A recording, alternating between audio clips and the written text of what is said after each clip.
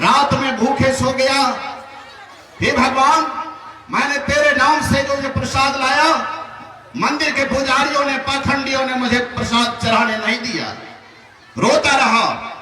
रात में जब आरती करके पाखंडी पुजारी बाहर निकलने लगा, मंदिर का पट अपने आप लग गई।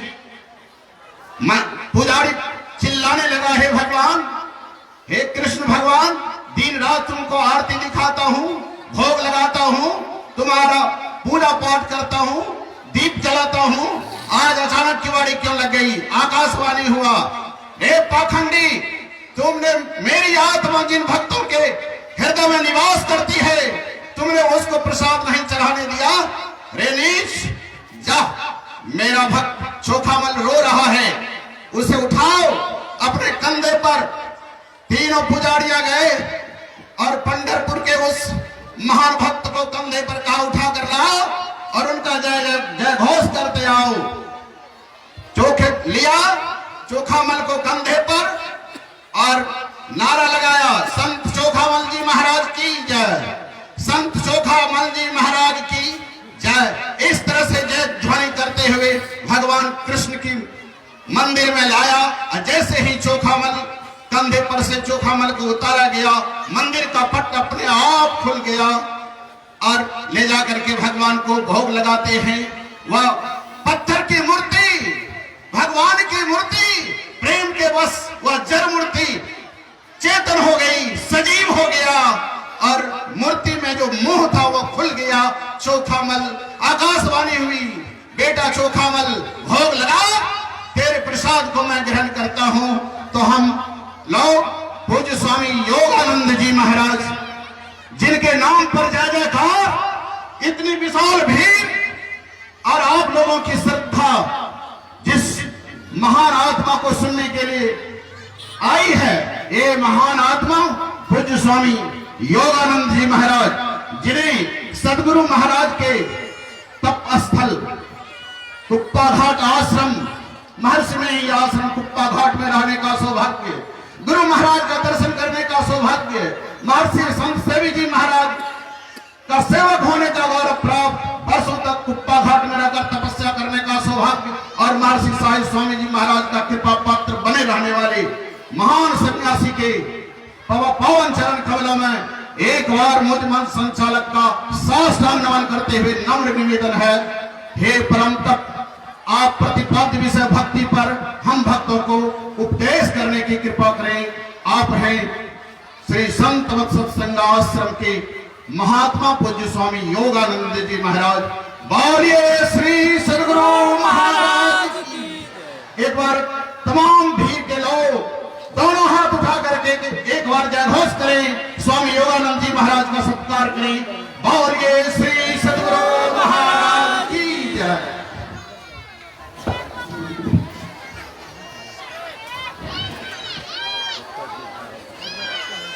अखंड मंडलाकारं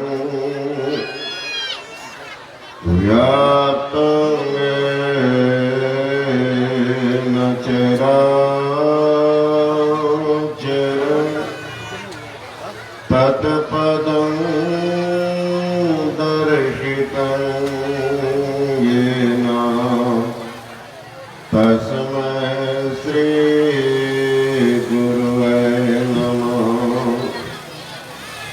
मंगलमूर्ति सद्गुरु मिलवे सर्वाधार, मंगलमय मंगल करना विनवा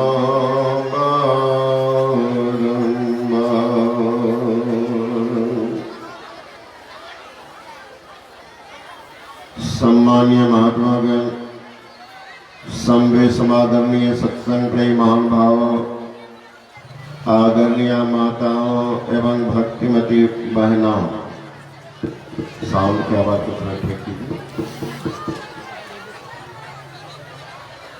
अभी हम लोग जिस प्रसंग को सुन रहे थे, ये रामचरितमानस मानो अपवाद स्वरूप है और खास करके हमारे माताएं के लिए तो बड़ा अनुकरणीय हमारा है। ख्याल कीजिए, एक महिला कैसा काम करके दिखाए कि भगवान राम के पिता श्री कहलाने का जिनको सौभाग्य प्राप्त हुआ, वो भी वह स्थान को नहीं छू पाए। सबरी कहाँ गई? तजी जोग पावक दे हरि पद लीन भय जा नहीं फिरे। सबरी वहां गए जहां से कोई संसार में नहीं लौटता। राजा दशरथ कहाँ गए? राम राम कहे राम कहे, राम राम कही राम, तनु परिहर रघुबर बिरम, राव गए सुरधाम। राजा दशरथ बैकुंठ गए हैं, जहां रावण कुंभकर्ण भी गए हैं, वहीं पर गिद्धराज जटायु भी गए हैं। विचारणीय विषय है। जिनको पुत्र भगवान, उनके पिता भी कोई आरक्षण नहीं। अभी तो कितना आरक्षण चला महाराज।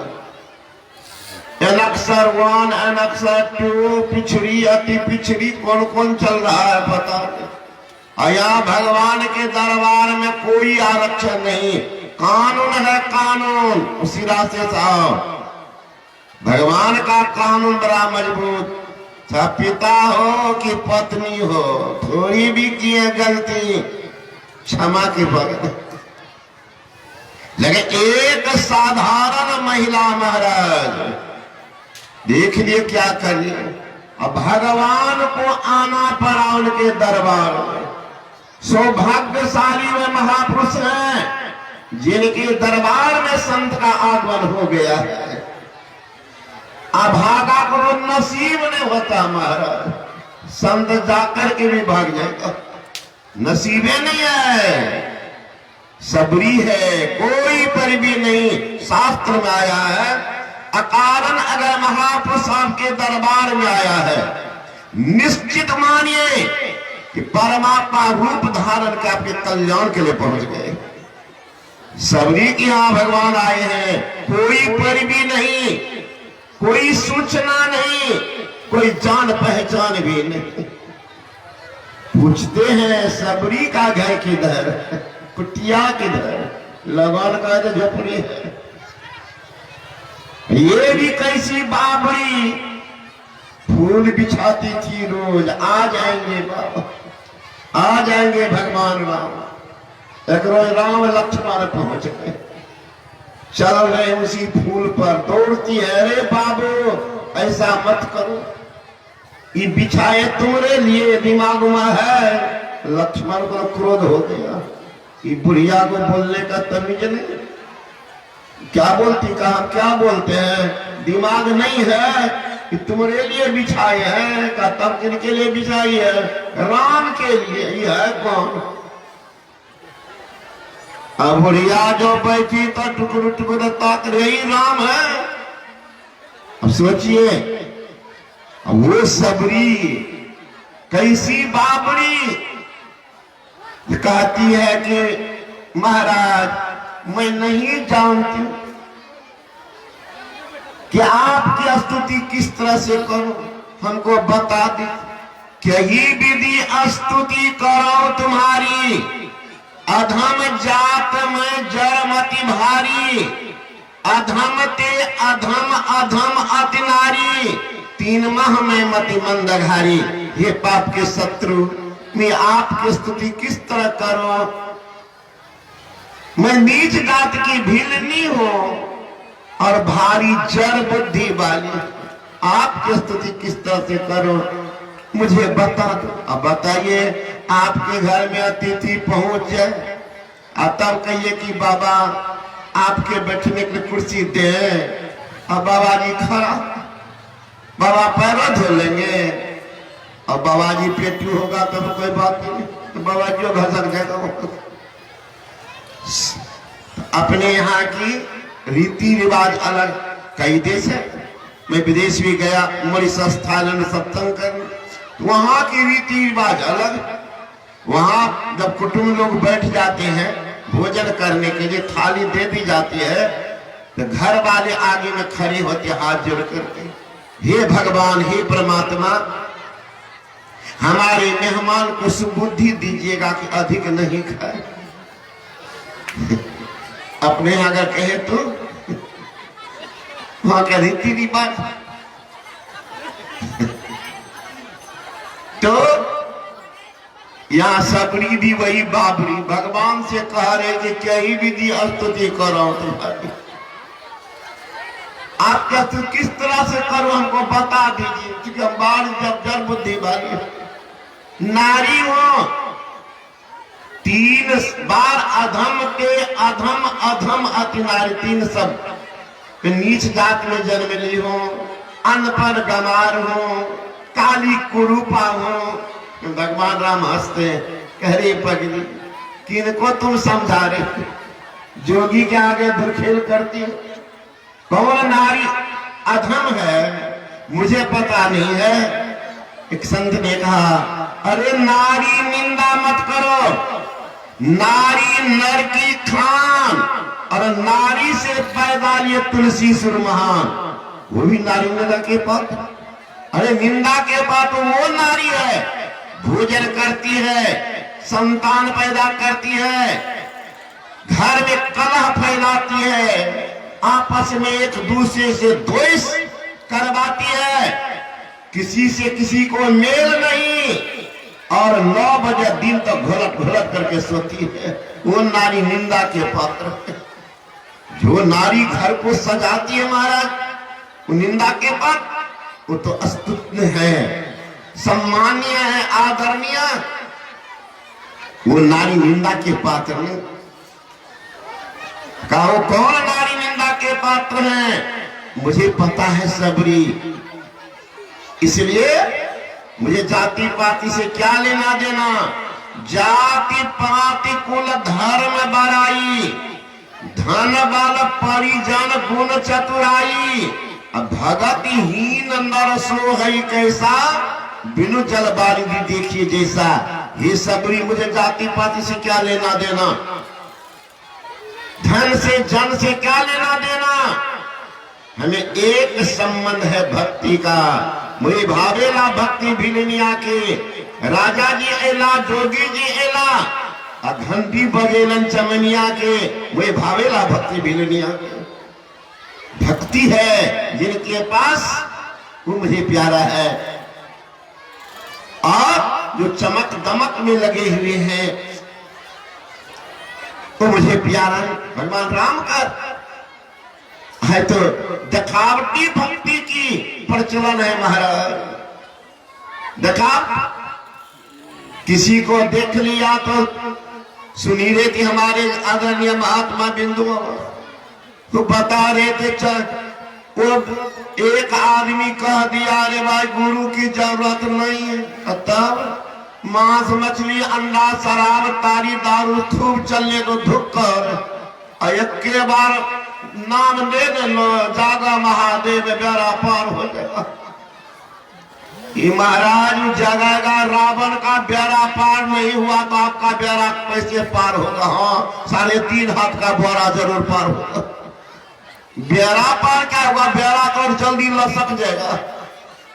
एक गलती के कारण राजा दशरथ का बेड़ा लसक गया, श्रवण कुमार को छीप करके महाराज मार दिया, बेड़ा लसक गया। भूल से सीता बचपन की अल्हड़ अवस्था सुग्गी को पाल रखी थी सीता, और सुग्गी कहती है, लंबी कथा है, कि सीते मुझे छोड़ दो, मैं गर्भवती हूं। कहा नहीं, जब तक मेरी शादी राम से नहीं होगी, उनकी बड़ाई तुम करती हो, तब तक नहीं छोड़। सुग्गी कहती है, सीते मैं गर्भवती हूं, संतान होगी, पालन पोषण कैसे करूंगी? और नारी का संसार पति होते हैं, पति के बिना नारी का संसार सूना हो जाता। पति बिना सूना सब संसार, पति ही पत है, पति ही गत है, पति बिना विपत्ति हजार, बिना पति सुना सब संसार। मंगला रामायण में है, आकाशे न चंद्र स्वामी की कोरी बे तारा, ज नारी रे पुरुष नाही दीने अंधियारा। पाताले न पानी स्वामी की कोरी बे कूप, ज नारी रे पुरुष नाही की करीबे रूप। अपने मिथिलांचल की घटना, एक दुखिया, उस जमाने में माँ बाप पर पक्का विश्वास होता, बेटा बेटी जहां शादी कर कोई मतलब नहीं, तैयार है। आजकल तो बाप बेटा का तैयारी कर लिया, उछल उछल करके गांव में कह रहा है कि गुड्डू की शादी 24 तारीख का सब चली हो। स्वाभाविक है, खुशी तो बाप है तो होबे करेगा। और तब तक उधर से बेटा के दोस्त का फोन आता कि चाचा जी कहाँ, गुड्डू भैया तो लव मैरिज कर लिया, कोर्ट मैरिज हो गया, बुढ़वा मठ में घी लगाते रहते। तो उस जमाने में माँ बाप पर पक्का विश्वास होता था बच्चे को, जो कर संजोग लड़की की शादी कर दी, लड़का था अंधा। गई जब ससुराल तो दिन रात रोती थी। उनकी सखी सहेली केरी पगली क्या रो, चलो बाजार घूमने, पुराना बढ़िया कपड़ा। तो दुखिया कहती थी, सखी का पर करब सिंगार, पिया मोर आन्हर है। माँ बाप भेल मेरे दुश्मन, अपना बला टादल है। जिंदगी भेल अनहार, का पर करब सिंगार, पिया मोर आन्हर है। पति ही नहीं है, अंधा, सिंगार किनको दिखाने के लिए करेंगे। सुग्गी कहती है, सीते मुझे छोड़ दो, कहा नहीं छोड़। तरफ करके सुग्गी अपना प्राण त्याग दी और कहते गई, सीते ये दिन तुमको भी देखना पड़ेगा। तुम अभी बच्ची हो, उम्र की कच्ची हो, ये दिन तुमको देखना पड़ेगा कि पति संसार में नारी के लिए क्या होता। वही हुआ है, शादी हुई, वनवास गई, रावण अपहरण करके ले गए। अब वहां से आए, रास्ते में रावण को मार करके, विभीषण को राज दे करके अग्नि परीक्षा हुई सीता की। सीता परीक्षा उत्तीर्ण हो गई, पास बिल्कुल। अयोध्या आई है, भगवान राम राज संचालन करने लगे।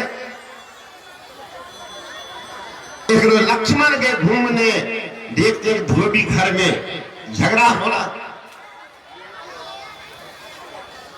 अब धोबी कह रहा है अपने पत्नी को, क्या समझ रखी, हम राम है राम, दूसरे घर में इतना दिन तक पत्नी घर में रख लेंगे, अब इतना मारेंगे, नाना दादा तुमको याद करेंगे।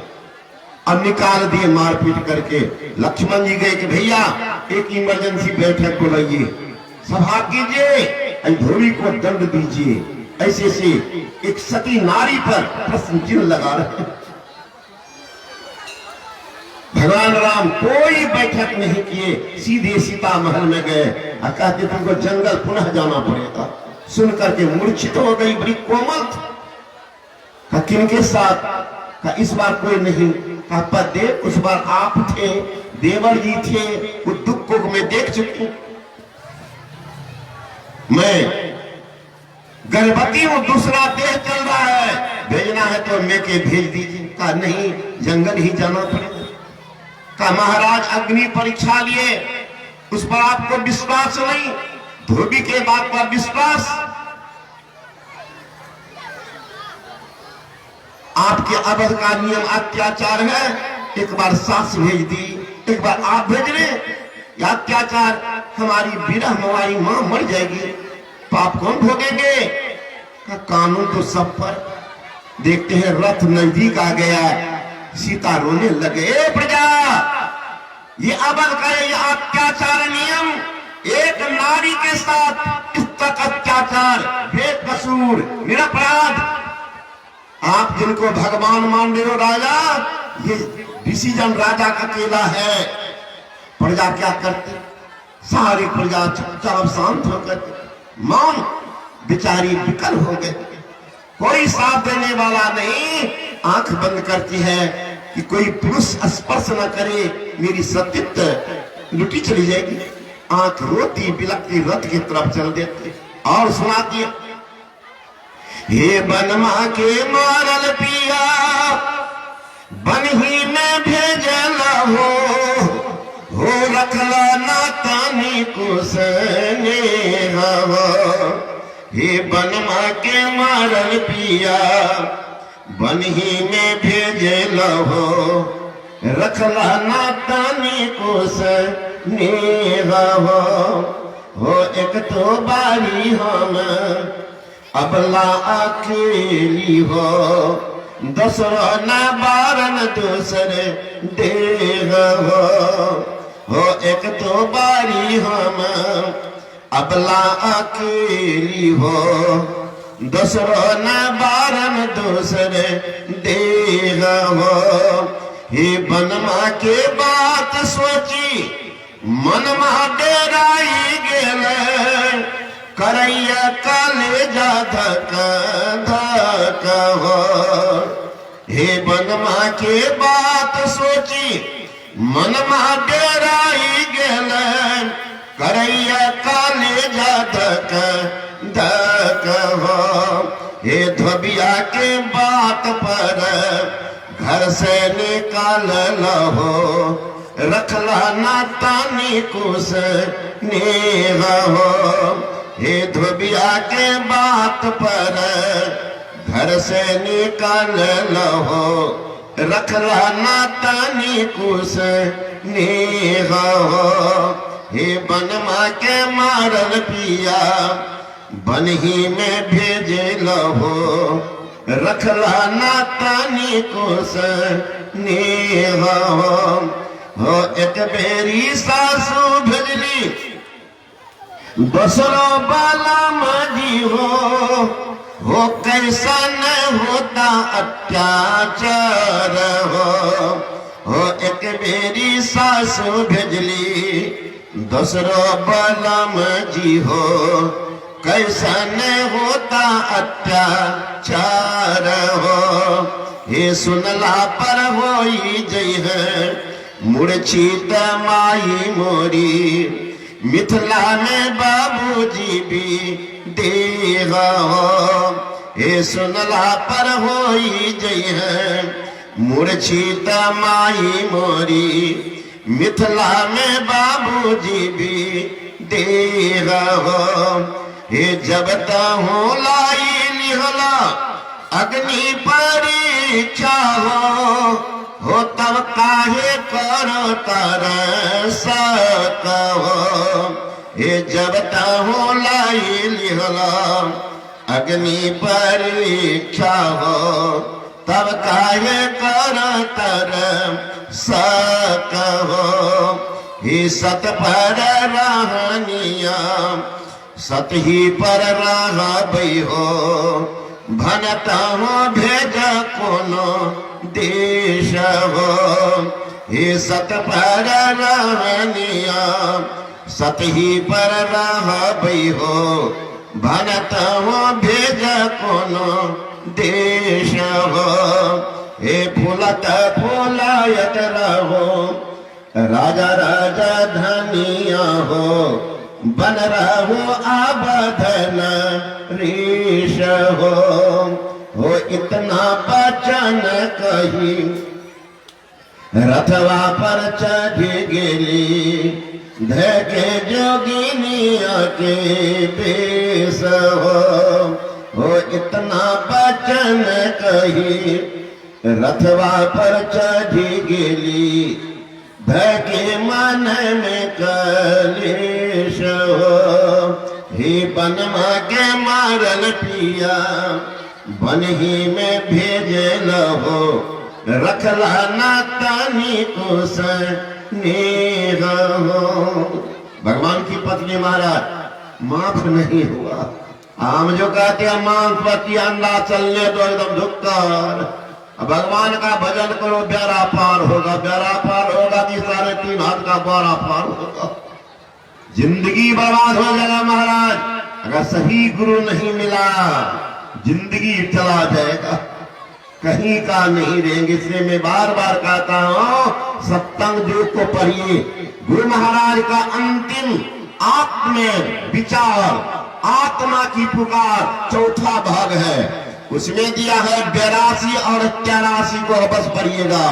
कैसे गुरु के चरण में अपने को समर्पित करें, कोई जरूरत नहीं, फूल खुल जाएगा उसमें। 82 और 83 पारा संख्या 82 पेज नहीं, चौथा भाग में 82 और 83 को बार बार पढ़िएगा।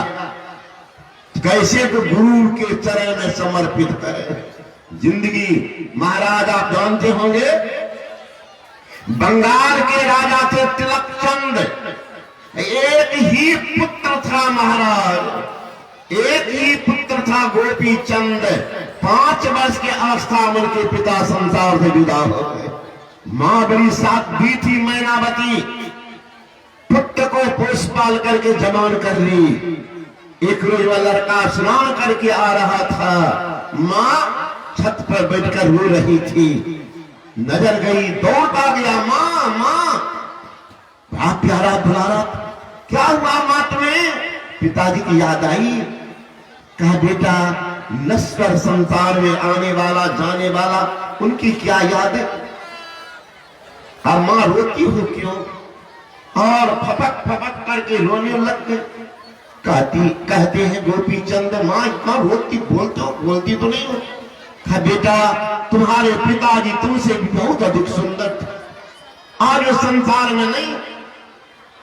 तुम्हारा ये सुंदर सुखद सलोना शरीर एक दिन नहीं रहेगा, तो क्या करो? कहा बेटा, अगर अपने पिता की अमर ध्वजा को फहराना चाहते हो, अपना अमर कीर्ति संसार में छोड़ना चाहते हो, जा बेटा तुम जोगी बन जाओ। एक ही बेटा है, मां कैसी साध्वी है, भेज दिए जंगल। कहा देखो बेटा, इस समय के जब ही गुरु हैं, सबसे पहुंचा हुआ संत है जालंधर नाथ, उन्हीं के शरण में जाके तुम अपने को नतमस्तक कर देना। देख लीजिए कहां भेज रही है, जंगल में बहुत महात्मा जालंधर नाथ के पास जाओ बेटा। चला गया महाराज, और मक्खी आग पर नहीं बैठती, और जिस दिन बैठ जाएगी तो उठती भी नहीं, चलकर राखे हो जाएगी। दीक्षा लिए बैठ गए, जालंधर नाथ के शरण में बैठ गए, भूल गए संसार। गुरु महाराज जी कभी कभी हमसे पूछते थे कि आप जो बने थे बाबा जी, सरंगी बजाते थे, कोई भजन याद है? वजूर साहब भूल गए, कुछों का एक दुख कर याद, अभी वही सुनाएंगे। गुरु महाराज जी सुनते थे, साईं बाबा तो कितना बार कहते सरंगी बना लेते, सरंगी बजे। तो जालंधर नाथ के लेकर के बैठ गए, 12 वर्ष बीत गए। मां इधर महाराज बेचैन, मां पुत्र भी महाराज, पुत्र स्नेह संसार में सबसे बढ़ करके है। मां विकल थी, कहां गया? भेजे थे साधु बनने के, साधु तो नहीं बन गया, कहां चला गया? 12 वर्ष के बाद जब उनकी याद आई, अरे गुरु शरण में तो कहते हैं दर्शन कीजिए साधु का दिन में कोई एक बार, आसोजा का मेह जो बहुत करे उपकार। दर्शन साधु गुरु का करना चाहिए कई बार, ऐसे बढ़ते बढ़ते का कम से कम साल में एक बार तो निश्चित दर्शन कीजिए। नहीं करते हैं, कहते ताको लागे दोष, बरस बिना नहीं कर सके ताको लागे दोष, कहे कबीर भक्त जन कभुन पावे मोक्ष। इसलिए तो सोचते हैं सदगुरु के हमारे भक्त कमजोर होंगे, नहीं आ पाएंगे, पैसे नहीं होंगे, चलो मैं ही चला जाता। ये अधिवेशन सब क्या, अखिल भारतीय जिला अधिवेशन, ये सब क्या है, वही पहुंच जाते हैं। आप लोगों को सौभाग्य मिलेगा, आपके गोविंदपुर में अगले साल बिहार प्रांतीय अधिवेशन होने वाला है। आपके बगल में पिपरा में 20, 21 एवं 22 नवंबर को अखिल भारतीय महाधिवेशन होने वाला है। आप लोग लिख लेंगे 20, 21, 22 नवंबर, पिपरा के बगल में पथरा है, वहीं पर अखिल भारतीय महाधिवेशन होना निश्चित है। 20, 21, 22 नवंबर 2021 ईस्वी। तो ये सब अधिवेशन होता है, महापुरुष आ जाते, तुम यही दर्शन कर। ये सोचा बात, इतना दिन हुआ, गया दौड़ता हुआ गुरु के शरण में नतमस्तक। गुरु कहते बेटा, जो मां तुमको जन्म दी वो रोती बिलखती होगी, महल सुनसान होगा, तुम्हारे अलावा तो कुछ नहीं। जिस बात से तुम दौड़ता होगा, निकलता होगा, कहीं डूब जन्म गया होगा। जा बेटा, तुम से मां से भिक्षा लेकर के आओ। चले हैं, आए अपने महल के बगल में, संजोग से दासी बासी बात फेंकने जा रहे हैं। जो हजारों दासियों को दान करने वाला राजकुमार, एकमात्र पिता का दुलारा प्यारा, सुखद सलोना शरीर वाले, बंटवारा करने वाला कोई नहीं था। वह राजकुमार बंगाल के एक छत्र राज तिलक चंद का, उनके उत्तराधिकारी आज भिखारी बन के आया। दासी वही बासी बात, लेकिन बैठा जब वह दासी का होश उड़ गया, इतनी चमक चेहरा में, हो न हो वही आर्ज पुत्र तो नहीं। दौड़ती गई महल, रानी माँ कहा, बाहर निकलो। क्या हुआ? आर्ज पुत्र आए हैं।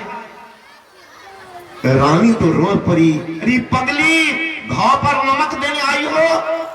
वो कठोर हृदय नहीं होंगे दासी, जिनको पता है मेरे पिता 5 वर्ष की उम्र में संसार से विदा हुए, उस मां की क्या दशा होती होगी।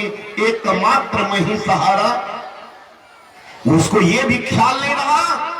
दासी वो निष्ठुर हृदय वाले नहीं होंगे। दासी कहती, रानी मां, एक बार बाहर झांक करके देखो, ऐसा प्रज्ञावान दूसरा कोई हो नहीं सकते हैं, एकमात्र आर्ज पुत्र है मां, बाहर निकलो। नहीं दासी, हरी मां एक बार तो बाहर आओ। निकलती है, देखती वही लंबा चौड़ा सुंदर, कहा 16 वर्ष की उम्र में भागा था, अभी जटाजूट लंबा चौड़ा दाढ़ी बाल, बेश मानो सुकुमार शरीर, वह झुलस गया है धूप में, साधना में, तपस्या में, नहीं पहचानी। लेकिन उनकी अंतरात्मा गवाह दी, यही है गोपी चंद। नजदीक जाती है, हाथ पकड़ती है, मौन है, प्रार्थना है, अंतरात्मा की पुकार, मां हो, इसलिए मैं तुम्हें चरणों में साष्टांग करता हूं। कहने लगी, बेटा तुमको साधु बनने भेजी थी, क्या करने लगा? तुम्हारे अलावा कोई सहारा नहीं बेटा, साधु बन करके तो मकान की शोभा को बढ़ा देता। बेटा 9 महीना तुमको रख अपने को, सब भूल गया।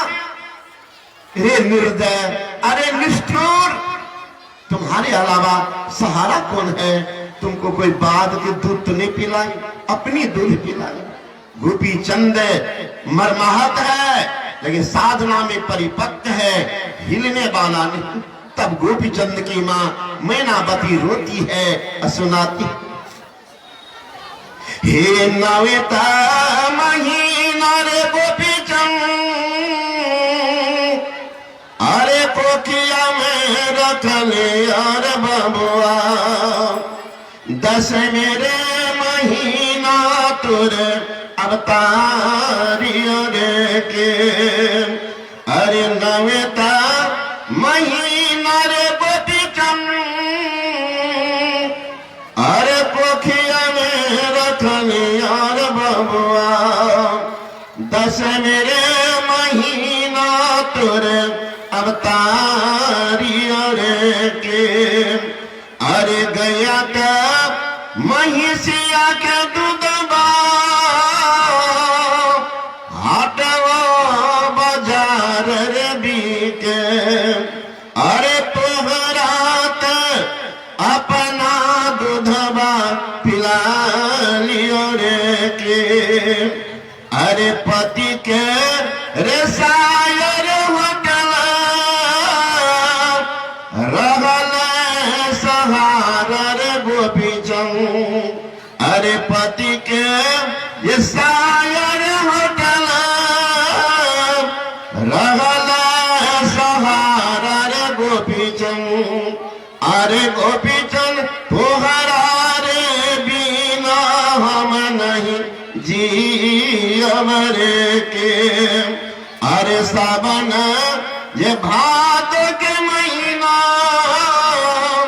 नदिया तूफान रे उठे, आज तो हरारे देखने हमारा तूफान उठ रे के। अरे नवे का महीना रे गोपीचम, अरे पोखिया में रखले और बबुआ, दस मेरे महीना तोरे अवतारियों रे के। गोपीचंद कहती माँ यही बात कहनी थी तो उनको 12 वर्ष पहले कहना चाहिए। अब तो मेरा हृदय ऐसा गुरु कृपा से पत्थर हो चुका है माँ, ये तुम्हारी आंसू की बांध उनको छेद ही नहीं पा रहे।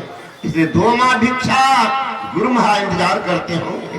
कहा भिक्षा क्या लोगे बेटा, शिक्षे लेके जाओ, मजबूत घर में रहना है ना, मोलायम स्वादिष्ट भोजन करना और मोलायम बिछावन पर सोना और राज रानी होना। माँ तुमको पता है भिखारी का क्या जीवन होता है, कभी घृत घना, कभी मुट्ठी भर चना, कभी वो हो माना, कभी तो चलता है तो खूब और कभी तो ऐसा भी होता है कि कुछ नहीं।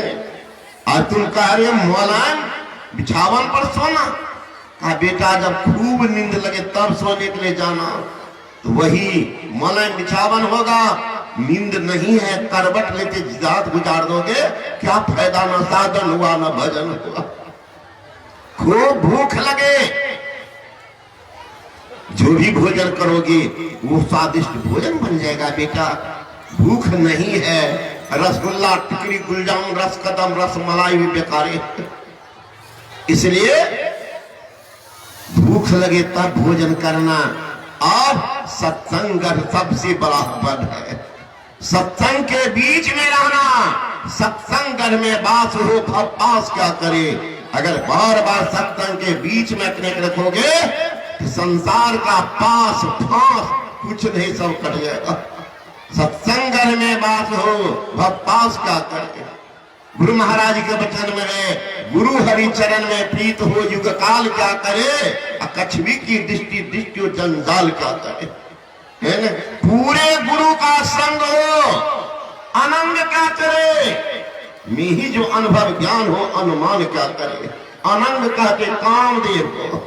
अगर पूरा गुरु का संग है तो अनंग कुछ नहीं करेगा, और कच्चा गुरु का संग है अनंग इतना तंग करेगा कि रसातल में भेज देगा, है ना।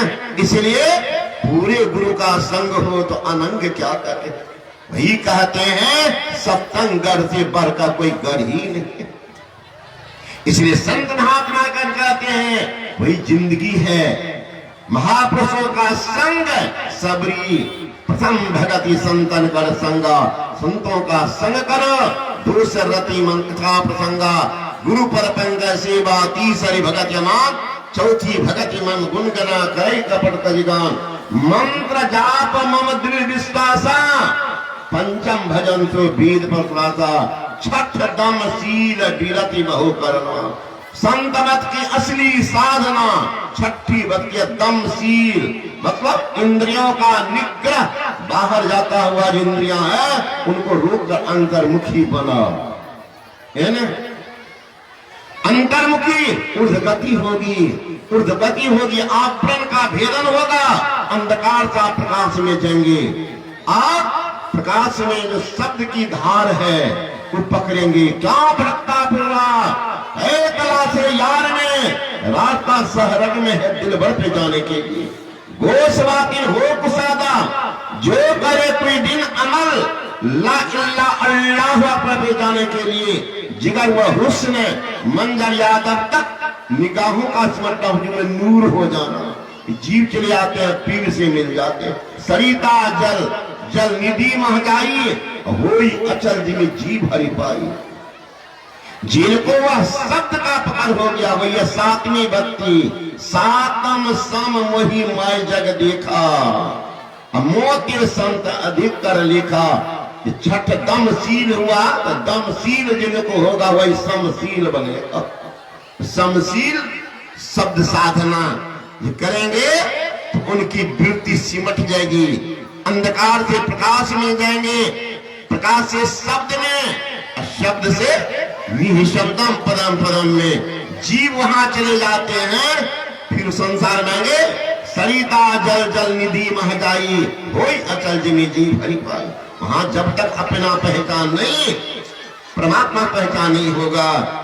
लेकिन बंगाली महात्मा ने कहा आमी आमी कोड़ी बुझे ना पारी, आमी के आमा छे कीर्तन कौन शक्ति बोले, बेराई चोले बोले, कार्य अभावे हुए देह चेतन, देह माजे आछे प्राणाभावी संचार, ताते बोलिए ओनिबा आमार, प्राण बोले चोले रोबे सोबाकार के बाकार कथा रोबे धनजन। हम तो कहे पता चला हम का, इसलिए हम का पता कीजिए। फकीर ने कहा इबादत है किसी नासाद को फिर साध कर देना, इबादत है किसी बर्बाद को आबाद कर देना। यही शिकायत सागर हमने मुर्शद के कदम छूकर खुदा से हो अगर मिलना पता खुद का लगा लेना। समझे कहा द बेस्ट प्रूफ है are sannyasi gives about the soul, about God. I have seen the soul, I have seen God. मैंने आप दर्शन किया, मैं परमात्मा दर्शन भी किया। तो जीव चले आते हैं, पीर से मिल जाते हैं। सरिता जल जल निधि मह जाई, अब हुई अचल जिमी जीव हरि पाई। फिर संसार मांगे भगवान श्री कृष्ण ने कहा ना तद्भासते सूर्य न शशांको न पावकः, यद्गत्ता निवर्तन्ते तद्धामा परमं मम। मैं भगवान से जीव लोके जीभूत सनातन। जीव चलाते हैं, पीर से मिल जाते हैं, असली मुक्ति होती है। सबरी वहीं गई तज जोग पावक दे हरिपद लीन भय जह नहीं फिरे। देखिए सबरी वहां गई है जहां के संसार में नहीं लौटा। नर विविध कारण अधर्म बहुमत शोक प्रद सब त्यागमु, अब विश्वास करी कर दास तुलसी राम पद अनुराग। विश्वास करके राम के चरणों में प्रेम करो, परम कल्याण होगा। हम सबों के लिए उपदेश है, सबरी का एक माध्यम है, उनकी माध्यम के द्वारा हम सबों को इसका उपदेश का पालन करना चाहिए। ठंड का समय है, मुझे जाना भी है, इसलिए मैं अपने वाक्यों को